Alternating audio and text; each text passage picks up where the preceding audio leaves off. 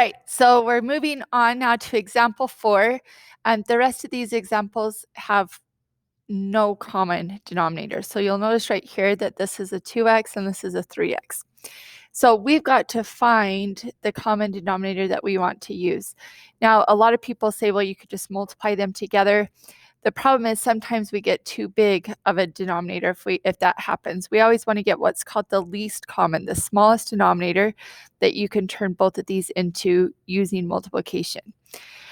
So right here, when you notice this, I'm just going to write down our least common denominator is what we're trying to find over here.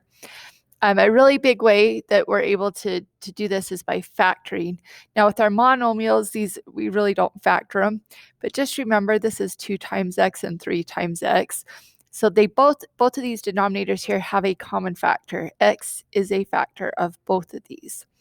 So when we have the same factor in two different expressions right here, we only need to write that down in our denominator one time. We don't need to square it. We don't need to multiply it together. It shows up there twice. We still only write it down once. However, we do need to write down the other two factors.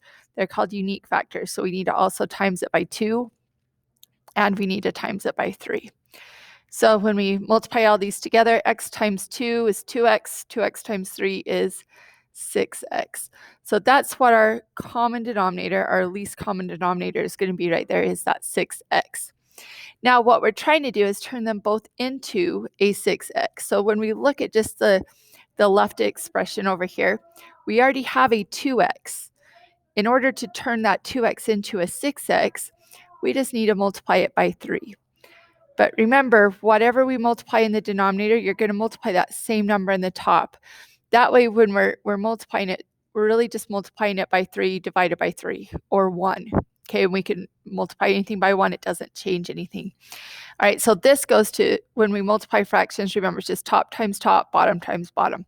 So we've got a 3 times 15, which is 45, over 3 times 2x, which is our common denominator. That's 6x right there.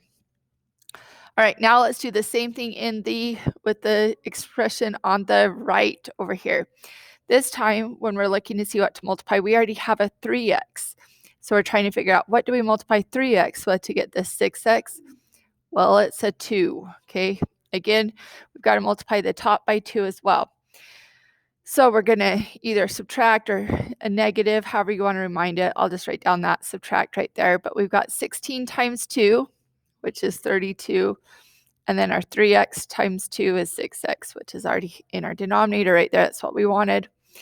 Now we just go ahead and combine our terms right there. 45 subtract 32 is 13.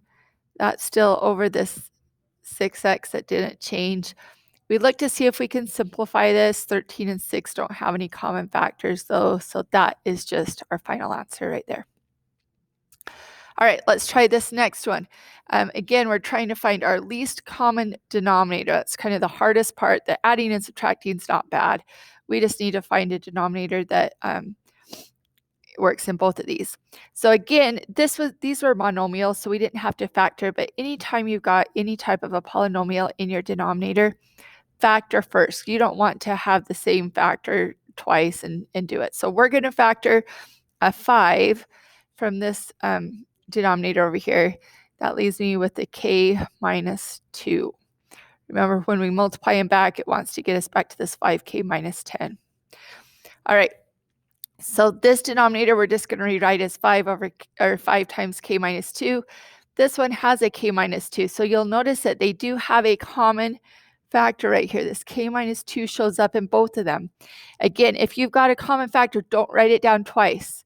It is part of your least common denominator, but you just need it that one time. Okay, k minus 2 gets in there one time. You've got to have all the rest of the factors though as well. So you need that 5 times 5. And that is our least common denominator. Usually we do write our monomial first. So we're going to write that 5 first times to the k minus 2. You'll notice that we write this in factored form. Okay, don't distribute it out here because this makes it easy to check at the end when we're going to have to simplify anyway. So just keep it in factored form right there. All right, now when we go to add these together, We just have to check to make sure. Notice this expression on the left, it already has our common denominator. It has the 5 times k minus 2. So I don't need to change the numerator at all. I don't need to multiply the denominator by anything. It already has it.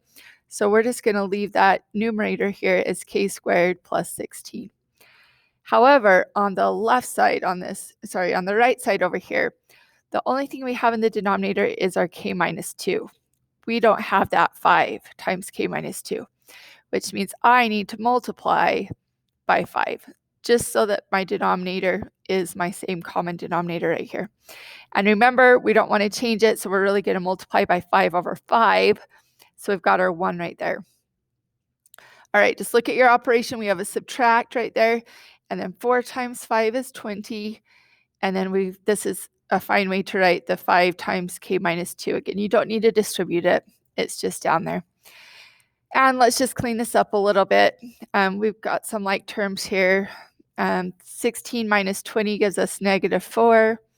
And that's all over this 5 times k minus 2. All right, perfect. Now, when we're looking at this, our last step, remember, was always to simplify. We've got a nice, lovely expression here, but we're going to simplify. This is a difference of squares. So my favorite polynomial to factor right here, it factors into what we call conjugates. They're opposite operations right there. And you just take the square root of the first, put it in the first, and the square root of the second right there. All right, then you'll notice, look, we've got a k minus 2. This binomial also shows up in the denominator. So those just divide off to 1. And we're left here in the top. The only thing left is the k plus 2 all over in the bottom, the 5. And that is our final example. We'll finish example 6 and 7 in the next video.